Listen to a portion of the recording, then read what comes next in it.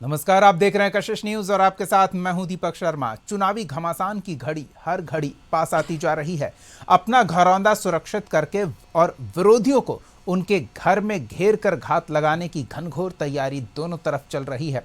चुनावी मैदान में चक्रव्यूह की घेराबंदी जनता के मिजाज पर निर्भर करती है। खेल के नियम तो तय हैं और तैयारी उसी अनुसार करनी है। तैयारी का स्तर क्या है वही तय करता है कि मुकाबले में जीत होगी या हार का सामना करना होगा। और टीम गेम में सबसे ज्यादा जरूरी होता है तालमेल। महागठबंधन खेमा भी ये अच्छी तरह समझता है, तभी तो कोऑर्डिनेशन कमेटी का गठन तेजस्वी के नेतृत्व में किया गया है। लेकिन उस खेमे का ट्रैक रिकॉर्ड बताता है कि बात आगे बढ़ने के साथ बनती कम बिगड़ती ज्यादा है। बिहार में इस बार जो बदलाव हुआ वो है तालमेल का खेल स्थानीय क्षत्रप के नेतृत्व में होगा। इससे क्या बदलेगा ये देखना दिलचस्प होगा, क्योंकि एनडीए खेमा इसी खेल की तैयारी उसी तरह से काफी पहले से करता आ रहा है जैसा करने का महागठबंधन ने तय किया है। ऐसे में सवाल तो पूछेंगे कि पटना में महामंथन कितना आगे बढ़ा महागठबंधन। सवाल का जवाब लेंगे। हमारे साथ कुछ मेहमान जुड़े हुए हैं, उनसे आपका परिचय करा दें। आरजेडी की ओर से पार्टी का पक्ष रखने के लिए आरजू खान जी हैं, बीजेपी की ओर से पार्टी का पक्ष रखने के लिए राहुल आनंद जी हैं और कांग्रेस की ओर से चंद्र प्रकाश सिंह जी हैं। पार्टी का पक्ष रखने के लिए आप तीनों का बहुत बहुत स्वागत है। सबसे पहले तो आरजू जी, कुछ आगे बात बढ़ी है, भले ही इसमें थी कि सीएम फेस कौन होगा, सीटों का तालमेल किस तरह से होगा, लेकिन इन सब सवालों को दरकिनार कर कोऑर्डिनेशन कमेटी का एक प्रेस कॉन्फ्रेंस के माध्यम से सार्वजनिक मंच पर एक स्थिति ऐसी रख दी गई है कि अब कुछ भी सवाल हो तो वो कोऑर्डिनेशन कमेटी के आगे न बढ़ पाए। कोऑर्डिनेशन कमेटी क्या करेगी? देखिए, कोऑर्डिनेशन जो कमेटी है, हमारी सबसे पहली प्रतिबद्धता बिहार की आवाम के लिए है और बिहार की आवाम के लिए हम जितना बेहतर से बेहतर हो सकता है उसको हम कर रहे हैं। जो और दूसरे लोगों को जो जानने की दिलचस्पी थी वो भी उनको पता चलेगा। गोइंग ऑन प्रोसेस है सारी चीज़ें, और ये चीज़ आपको बताया गया। जिस तरीके से लीडर ऑफ अपोजिशन आदरणीय तेजस्वी प्रसाद यादव ने 2020 में नेतृत्व किया था, फिर कर रहे हैं और सब कुछ क्लियर एंड क्रिस्टल है। किसी को बहुत ज़्यादा सोचने की ज़रूरत नहीं है। बिहार की जो जनता है ना, वो समझ चुकी है कि हम किसके फेस पे चुनाव में जाएंगे। महागठबंधन इंटैक्ट है और आज उसका सबूत प्रेस कॉन्फ्रेंस में दे दिया गया। जो आप कांग्रेस को जो एक कड़ी लेके कहना चाहते थे कि कंफ्यूजन है, आज कृष्णा अल्लूवरी जी ने साफ सफाई दिया कि हमारे अंदर एकदम क्लियरिटी और क्रिस्टलिटी के साथ हम चल रहे हैं। हमारे अंदर कोई संशय नहीं है। लेकिन हमारे लिए प्रमुखता क्या है? बिहार की जनता। 14 करोड़ बिहारियों में से 3 करोड़ पलायन क्यों करता है? प्रति व्यक्ति आय निवेश कम क्यों है? प्रति व्यक्ति आय बिहार प्रदेश की सबसे ज्यादा, दूसरे राज्यों से पूरे देश में सबसे कम। ठीक है, मुद्दे पर हम आगे आएंगे। हम चंद्र प्रकाश जी के पास एक बार चलते हैं और उनसे समझ लेते हैं कि चंद्र प्रकाश जी, अभी भी कोऑर्डिनेशन कमेटी का नेतृत्व दिया जाना ये मानकर चल रहे हैं कि उन्हें आगे भी नेतृत्वकारी भूमिका में ही महागठबंधन खेमा रखेगा। क्या ऐसी कुछ बातचीत हुई है क्या? देखिए दीपक जी, मेरा कहने का मतलब है कि हमारे अभी एक साथी ने जो बात रखी है, आपने सुना उस बात को।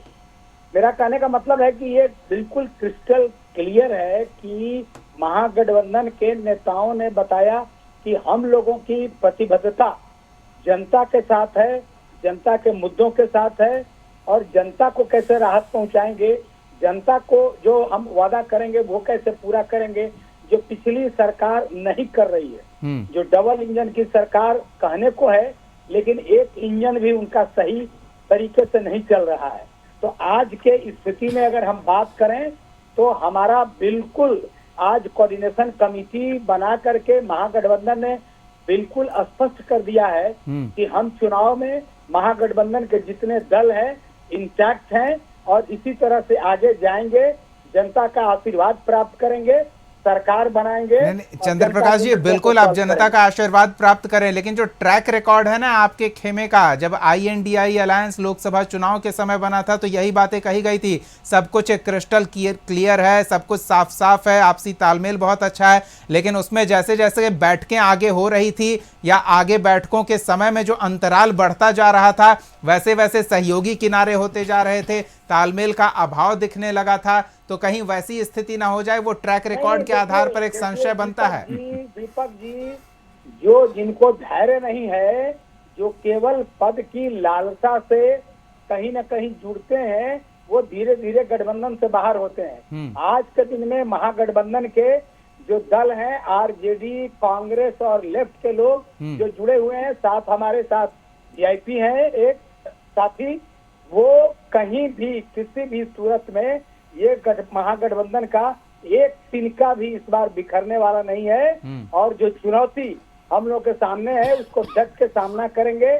और जो डबल इंजन की सरकार है ना, उसको बिहार से इस बार विदा करेंगे। चलिए हम जान लेते हैं राहुल जी से कि राहुल जी, अब तक तो आप कह रहे थे कि स्थिति ही स्पष्ट नहीं है कि दूसरे खेमे में आपसे मुकाबला कौन करेगा, किस तरह से करेगा, कप्तान कौन होगा। लेकिन फिलहाल अब स्थिति स्पष्ट हो गई है कि मुकाबले के लिए टीम तैयार है, कप्तान कौन होगा टीम का, उस स्थिति में आप कहां देख रहे हैं खुद को?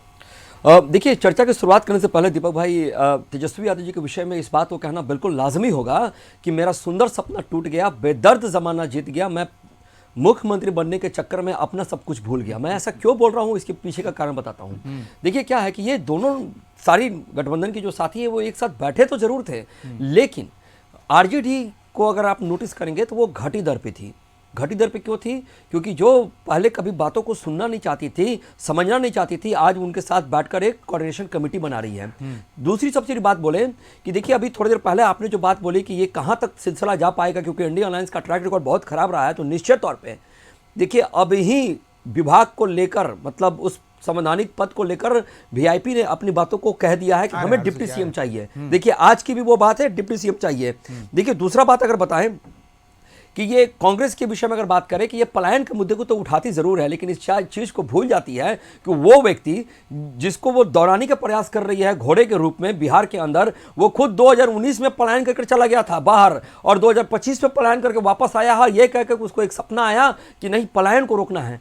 एक बात बताइए, अगर जब उनकी सरकार थी, अभी सरकार थी, आरजू भाई ने जो बातें बोली कि राष्ट्रीय औसत पे जो प्रति कैपिटल इनकम है वो कम है, बिल्कुल आपके समय में 6,000 था, हमारे समय में 58,000 है, तो चैलेंजेस जो है वो लगातार बढ़ ही रहे हैं। अब अगर इस पे बात किया जाए तो ये बात भी बिल्कुल कहना लाजमी होगा कि देखिए ये महागठबंधन वाले लोग कुछ भी कह दें, कुछ भी समझा दें, लेकिन जनता को पता है और जनता इंटैक्ट है एनडीए के विकास विचारधारा के साथ, क्योंकि इनकी जो राहुल जी कहीं आप हल्के में तो नहीं ले रहे हैं, वो भी एकजुट हो रहे हैं, एक मुकाबले के लिए तैयार नजर आ रहे हैं, एक टीम के तौर पर नजर आ रहे हैं। तो अगर अभी भी आपको लग रहा है कि वो सपना देख रहे हैं और उनका सपना टूटेगा, तो कहीं आप सपने में तो नहीं है? अब देखिए मैं आपको एक चीज बता दूं, आपको याद होगा 2019 का लोकसभा चुनाव, आपको याद होगा कि सारे लोग कर्नाटका गए थे और हाथ में हाथ को जोड़कर एक फोटो सेशन कराया था जिसमें अपनी मजबूती का परिचय दिया था। देखिए 2019 उठाकर देखिए खत्म हो गया।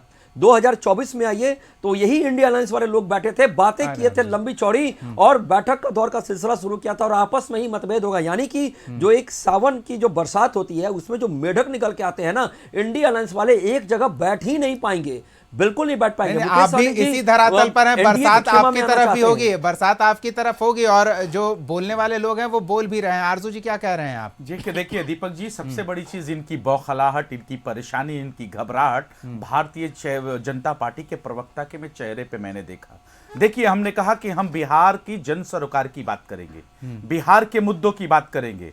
आदरणीय नरेंद्र मोदी जी हो चाहे अमित शाह जी हो, अगर वो मुद्दे को डाइवर्ट करना चाहेंगे, बेरोजगारी पे बात नहीं करेंगे, पलायन पे बात नहीं करेंगे, नौकरी पे बात नहीं करेंगे, इंफ्रास्ट्रक्चर पे बात नहीं करेंगे, तो हम खींच के उनको मुद्दे पे लेके आएंगे। ये क्या किए भारतीय जनता पार्टी के प्रवक्ता, लेके 20 साल को पहले चले गए, 2 दशक पहले की बात करके अपना अतीत का जो राजनीतिक जो इनका बेदाग जो चेहरा है ना, बेदाग नहीं दागदार जो चेहरा है ना, उसको छिपाने की कोशिश करते हैं। सवाल आपसे जनता करेगी। आरजू जी, आपके मुद्दे अपने होंगे, उनके मुद्दे उनके होंगे, आप उनके मुद्दों को ये क्यों चाह मुद्दे, रहे हैं कि अब वो दीपक आपसे जी ये मुद्दे तो बता रहे हैं ना। अभी इंडिया अलायंस में इन्होंने देखा कि किस तरीके से पशुपति पारस जी को इस्तेमाल किया गया, फिर डस्टबिन में, कचरे के डब्बे में डाल दिया गया।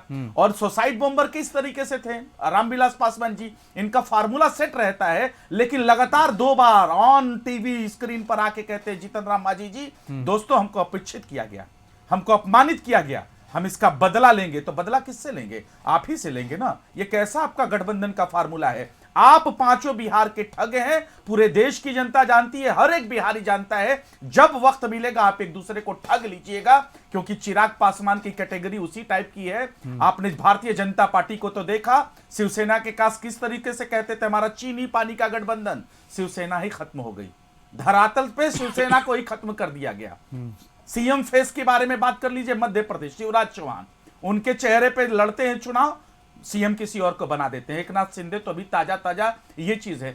तो अगर देश में उदाहरण दिया जाता है राजनीतिक धोखा सबसे ज्यादा कौन पार्टी देती है, तो उसका नाम भारतीय जनता पार्टी है। और पूरे देश की जनता जानती है, इसलिए पूरे देश की, बिहार की जनता कह रही है ये पांचों ठग हैं, जब जरूरत मिलेगा एक दूसरे को ठग के निकल। राहुल जी क्या कह रहे हैं?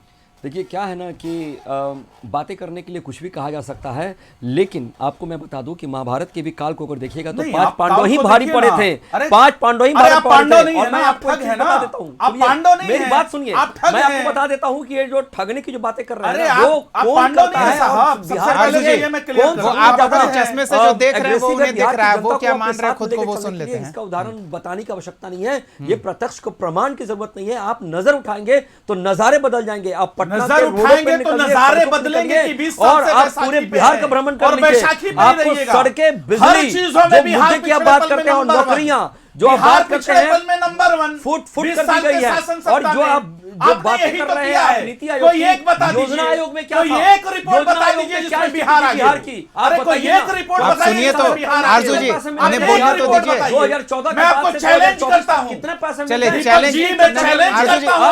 चैलेंज कर लिया आपने। एक चीज में बता दें जिसमें वर्तमान एनडीए के समर्थित सरकार ने आपको बिहार एक नंबर वर्तमान में सुन लेते हैं वो क्या कह रहे हैं, वो तो सुनते अरे मैं आपको हैं। चैलेंज करता हूं, अरे तो सुनिएगा तब बिहार किस चीज में आगे है? आरजू जी सुनिए तो वो क्या कह रहे हैं, किस चीज में आगे हैं। देखिए सबसे बड़ी बात यह है दीपक भाई कि जो हमारे आरजेडी के कभी भी जो भी साथी जब बैठते हैं हमारे साथ तो ये बातें इस तरह से करते हैं और डाइवर्ट कर हल्ला इसलिए करते हैं ताकि आप बातों से स्लिप कर जाइए। देखिए आपको बता दें, आप सड़कों की बात कर लीजिए, आप बिजली की बात कर लीजिए, बस मैं आ रहा हूं, आप बिजली की बात कर लीजिए, आप लॉ एंड ऑर्डर की बात कर लीजिए, आप नौकरियों की बात कर लीजिए, आप इंडस्ट्रीज की बात कर लीजिए, मैं गिना रहा हूं आपको, आप इंडस्ट्रीज की बात कर लीजिए, आप बात कर लीजिए आर्थिक वृद्धि दर की कितने आरजू जी, राहुल जी एक सेकंड, राहुल जी ठीक है, उत्तर प्रदेश से ज्यादा है, आपको ठीक है, नहीं आपको आरजू जी एक सेकंड, राहुल जी ठीक है एक सेकंड, ये इंडेक्स दिखा रहे हैं, हैप्पीनेस इंडेक्स हो गया, हंगर इंडेक्स हो गया, हमसे बेहतर स्थिति में पाकिस्तान उन इंडेक्स में है, तो क्या आप मानेंगे कि देश से बेहतर स्थिति में पाकिस्तान है जो खुद टूट के कगार पर है?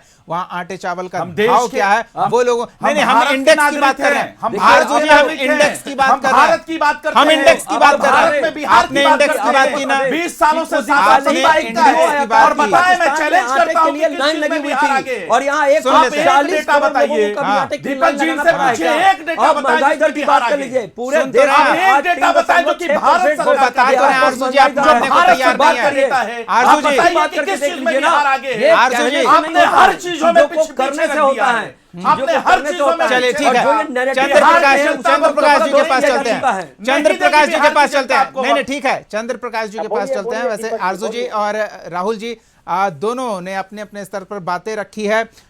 वो कह रहे हैं कि घर घर बिजली पहुंच गई है, आप कह रहे हैं कुछ हुआ नहीं है, वो कह रहे हैं सड़कें बन गई है, फ्लाईओवर और ओवरब्रिज बन रहे हैं, पुल पुलिया बन रहे हैं, आप कह रहे हैं कि जो बन रहे हैं वो गिर जा रहे हैं। चलिए चंद्र प्रकाश जी के पास चलते हैं। चंद्र प्रकाश जी, मुद्दे ऐसे तय होंगे कि साझा मुद्दे जनता तय करेगी, आप अपने हिसाब से मुद्दों को लेकर मैदान में कैसे उतर जाइएगा जब जनता का उससे कोई सरोकार ही नहीं होगा? तो दीपक जी आपको गलतफहमी है, हम अपने मुद्दे लेकर के नहीं उतरने वाले हैं। हमारा पूरा ये 2 महीना जनता के बीच में गांव गांव प्रखंड प्रखंड पंचायत पंचायत जाकर के जनता की समस्याओं को संकलित कर रहे हैं और वो सारे मुद्दों को जो घोषणा पत्र हमारा होगा, वो संकल्प पत्र जो होगा वो हम लोग जारी करेंगे। चलिए चंद्र प्रकाश जी, आपकी क्लैरिटी के बीच में कंफ्यूजन है, हम चाहेंगे कि आप साथ में उसको भी दूर कर दें।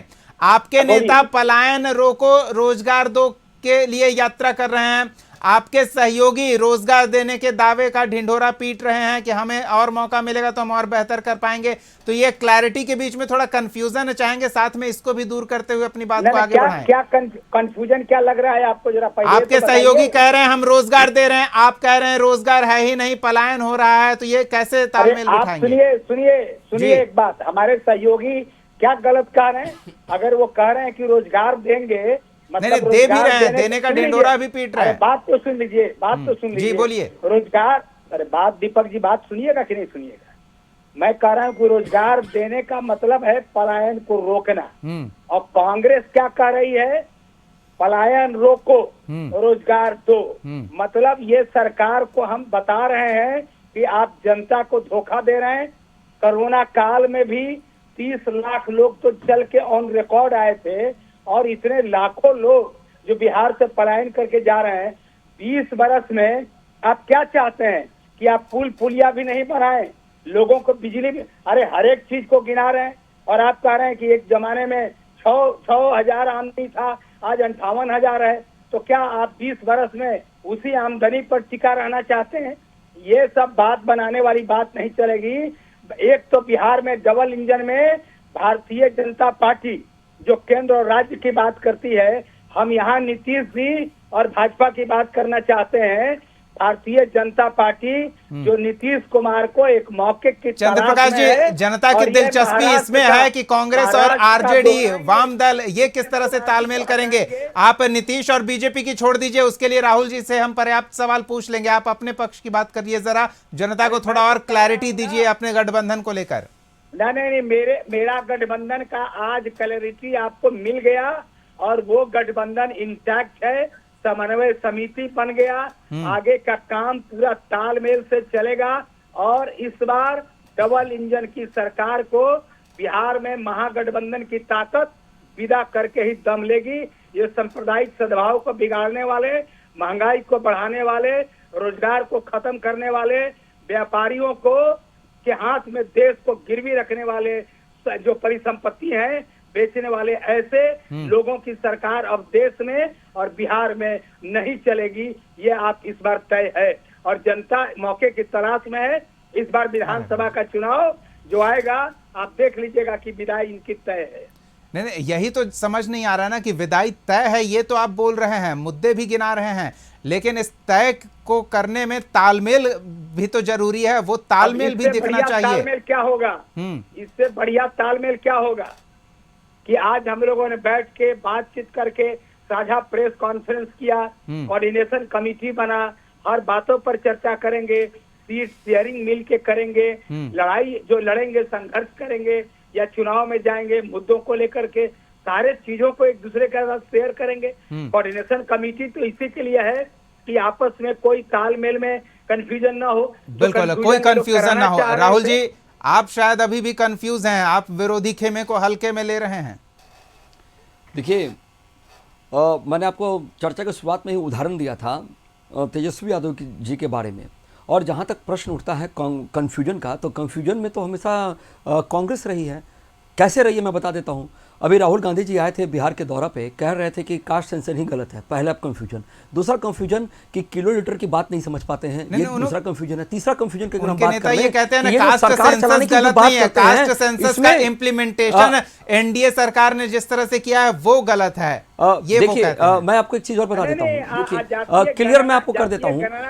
यहाँ पे जो इन्होंने वादा किया था उसको पूरा, बिल्कुल चंद्र प्रकाश जी, मैंने वही कहा कि उसका इम्प्लीमेंटेशन जिस तरह से एनडीए की सरकार ने किया है उसे राहुल गांधी गलत बता कर गए हैं। मुद्दे को लटका के रखे हैं केंद्र में। बिल्कुल, वो मैंने बात रख दी है। राहुल जी की सुनते हैं। जी राहुल जी, देखिए, और जहां तक इंटैक्ट की बात है तो इंडिया अलायंस जो है बिल्कुल इंटैक्ट है, और हम जनता के बीच में है, और जनता से हम चुने जाते हैं। आपको एक ताजा उदाहरण दे दें, अभी कुछ दिन पहले उपचुनाव हुए थे, उस 3 जो सीटें थी जो आरजेडी के खेमे की थी वो एनडीए के खेमे में आ गया। आप बताइए, जो पार्टी इस तरह की बातें करती है कि हमने किया, हमने ये चीज को किया और आपकी विदाई तय है, राहुल जो जी, लोग ये कहते हैं वो बता दे कि चुनाव है टेस्ट में वो फेल कर गए। नहीं वो फेल कर गए। राहुल जी, ये चुनाव है, हांडी में चढ़ी चावल नहीं कि 2 दाने निकाल कर आप पूरे चावल पका है या कच्चा है ये बता दे। यहाँ हर सीट पर अलग अलग रंग रूप देखने को मिल जाता है, तो वो चावल पका है या नहीं, वो उपचुनाव वाले 2-4 सीटों से हम आगे के चुनाव को भाप नहीं सकते, थोड़ा मुश्किल हो जाता है। आप उसे तर्क के लिए इस्तेमाल में ला सकते हैं। आरजू जी, आपके लिए सवाल है मेरे पास, राहुल जी से एक बार क्लियर कर लेते हैं। पास्ट से वर्तमान और वर्तमान से भविष्य जो निर्धारित किया जाता है वो सीखने की जरूरत होती है, उसको चलाने के लिए। और ये जो तजुर्बे की जो बात की जाती है ना, ये ऐसी चीजों को लेकर आते हैं जिसका कहीं कोई मतलब नहीं है। इनके पास जब सत्ता थी तो शिक्षा मंत्री क्या करते थे, केवल लटकाना अटकाना भटकाने की बात करते थे, और अगर कुछ बचता था तो जाति उन्माद की बात करते थे। एनडीए के शासनकाल में इस तरह की किसी ने कोई बातें की क्या? किसी ने मनुस्मृति पे कोई चर्चा की क्या? कि कोई शिक्षा विभाग के मंत्री को आपने देखा क्या कि आप चीजों को किस तरह से गलत रिप्रेजेंट किया जाता हो? ये अक्सर कहते थे, और मैं आपको दावे के साथ कहता हूं कि महागठबंधन के लोग लटकाना अटकाना भटकाना की नहीं जानते हैं। अगर कुछ इसके अलावा बचेगा तो वो बिहार का दोहन करने के लिए ये सत्ता चाहते हैं। और आपको बता दूं कि इनके जो 3 लोग जो फरार थे, वो तीनों लोग अब धीरे धीरे बरामद हो रहे हैं। ये प्रशासन है, ये प्रशासन है। आपका मुद्दा अपनी जगह, उनका मुद्दा वही है, तो वो उसी मुद्दे पर बात करेंगे। आप अपने मुद्दे पर चाहे कि वो बोले वो सही नहीं है। अब आपके पास आ रहे हैं, अब आपके पास आ रहे हैं, बिल्कुल आ रहे हैं, आप बोलिए। सबसे बड़ा चीज इन्होंने कहा चेहरे को लेकर, इनको अभी भी संशय है। हमारा 2.5 घंटे तक मीटिंग चलता है, कोऑर्डिनेशन कमेटी बनती है, सब कुछ नेतृत्व करता तेजस्वी प्रसाद यादव जी। नहीं, कोऑर्डिनेशन कमेटी के नेतृत्व करता है, ये साफ-साफ बोलिए, ये साफ-साफ बोलिए। अरे मैं साफ-साफ बोल रहा हूं। कृष्णा अल्लावरू ने 2 बार साफ-साफ कहा, तो वो क्लैरिटी बनी रहनी चाहिए, नहीं तो चंद्र प्रकाश जी कंफ्यूज हो जाएंगे। दीपक जी, मैं उसी चीज को कह रहा हूं। उसके बाद साफ कहते हैं कृष्णा अल्लावरू जी और सारे जो हमारे गठबंधन के लोग हैं कि एकदम हमारे अंदर क्लियरिटी है, कहीं कोई संशय नहीं। और मैंने कहा कि गोइंग ऑन प्रोसेस है। अब ये बताएं, भारतीय जनता पार्टी के प्रवक्ता साहब के हरियाणा के मुख्यमंत्री जो हैं वो भारतीय जनता पार्टी के हैं या विपक्ष के हैं? वो आके सम्राट चौधरी जी कह के गए ना, सम्राट चौधरी जी कह के गए। अरे तो कुछ बात जिस तरीके से सम्राट चौधरी जी कह के गए उसी तरीके से हमारी आपकी बात आ गई। अब मेरा सवाल, अब मेरा, आपने उनका जवाब दे दिया, अब मेरे सवाल का जवाब दीजिए। सवाल यह है कि आपने अभी कहा कि बरसाती मेढक की तरह उधर शोर होने लगता है, वो राहुल जी ने जिस तरह से कहा, तो शोर तो सुनाई दे रहा है, लेकिन उनकी तरफ शोर इसलिए सुनाई दे रहा है क्योंकि आपकी तरफ जो कोऑर्डिनेशन कमेटी अभी गठित हुई है वो वहां कई चरणों में आगे काम कर रही है, इसलिए अब वहां सीट बंटवारे पर बात आ गई। आपने अभी यहीं शुरू किया है, आप शून्य पर हैं, वो मैदान पे एकदम काफी शिखर पर पहुंच रहे हैं। कोई शिखर पे कोई नहीं है। 20 साल से शासन सत्ता में बैठे हुए लोगों से बिहार की आवाम सवाल कर रही है, वो कहां से सत्ता सिर्फ पे चले गए हैं। हम कह रहे हैं कि सबसे बड़ा चेहरा चंद्र प्रकाश जी, 1 मिनट, सबसे बड़ा चेहरा कौन है बिहार प्रदेश में? आदरणीय तेजस्वी प्रसाद जी।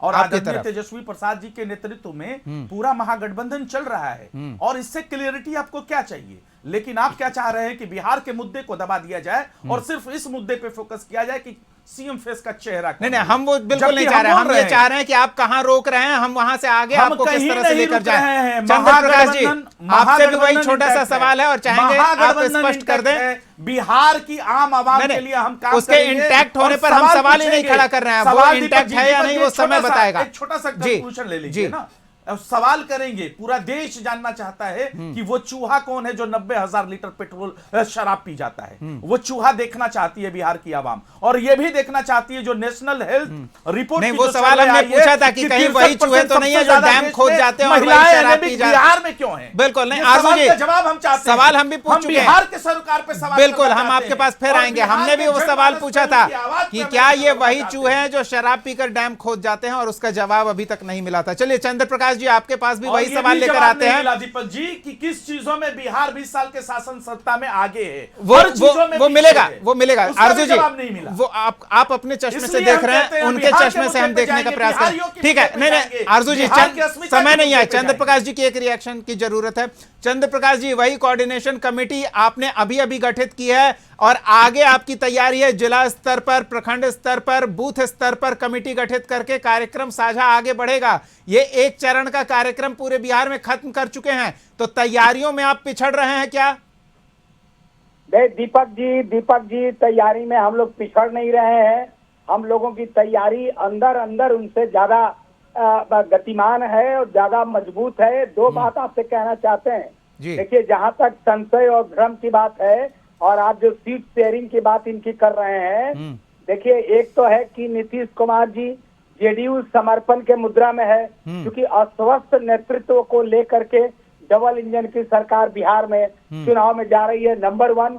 नंबर 2 कि इनके जो 3 अलायंस पार्टनर हैं, इनके माजी जी, उपेंद्र कुशवाहा जी, चिराग पासवान जी, ये तीनों के सीट शेयरिंग का अगर अलग अलग अखबारों में दिए गए बयान को जोड़ लें तो भारतीय जनता पार्टी और जेडीयू को लड़ने के लिए 100 सीट भी नहीं बचता है। तो ये सीट शेयरिंग का जितना सिर फुटौल एनडीए में होने वाला है इस बार, वो इतिहास बनेगा और ये इनका जो एनडीए का गठबंधन है चकनाचूर होगा और 2025 के बिहार विधानसभा में चलिए ठीक है, स्थिति स्पष्ट हो जाएगी समय के साथ। फिलहाल तो ये दावा है कि अंडर करंट चल रहा है, सार्वजनिक रूप से कोऑर्डिनेशन कमेटी अभी दिखाई गई है ताकि विरोधी खेमा भ्रम में रहे कि तैयारियां कमजोर है और इसका फायदा आरजेडी खेमा, महागठबंधन खेमा उठा ले जाए। देखना दिलचस्प होगा कि आगे क्या होता है। फिलहाल तो इतना ही। बहुत बहुत धन्यवाद चंद्र प्रकाश सिंह जी, आरजू खान जी और राहुल आनंद जी अपना समय देने के लिए, इस चर्चा में शामिल होने के लिए। अगले एपिसोड में एक और सवाल के साथ